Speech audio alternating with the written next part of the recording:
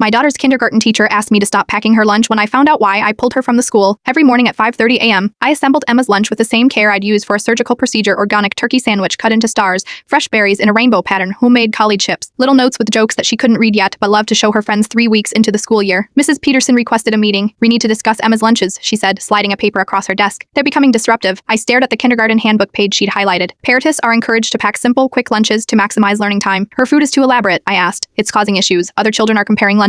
Parents are complaining." One mother said her son won't eat unless his sandwich is also star-shaped. "So you want me to make worse lunches simpler, more uniforming, Ren? Perhaps consider our hot lunch program. All the children get the same thing that night." Emma told me Sophia cried because her mom didn't love her enough to make special food. Tyler traded his entire lunch for one of her star sandwiches. "Mrs. Peterson says my lunch is too fancy," Emma said. "But Daddy used to make them fancy too. My husband had died 10 months ago. Those elaborate lunches were his thing first." Saturday meal prep was their special time. He taught Emma to arrange berries by color while I slept in. I kept making them because it was the one thing that still felt like him. The next morning I sent Emma with the plainest lunch I could manage: white bread, uncut apple water. She came home with it untouched. "It wasn't Daddy's lunch," she whispered. That evening I got an email from Mrs. Peterson. "Thank you for adjusting." Emma seemed upset today, but she'll adapt. I started researching other schools. 3 days later, another parent, Jessica, called me. "Did Peterson tell you to stop the fancy lunches?" she asked. "How did you know?" "She told me the same thing last year about my son's bento boxes. Said they were culturally showing off." I complied. "Want to know what happened?" "What?" "I found out she's been taking photos of elaborate lunches before telling parents to stop. She has a whole Instagram about helicopter parent lunches with 50K followers. She uses the photos to mock parents." I found the account that night, Ms. Teacher Truths in KG. There was Emma's star sandwich from last week, Capian. "When Depira goes too far. This mom needs a hobby. Number helicopter parent. Number too much time." The comments were brutal. For blends of people judging me, calling me desperate, saying I was ruining my child. One photo showed a little boy's dinosaur-themed lunch, Capimian.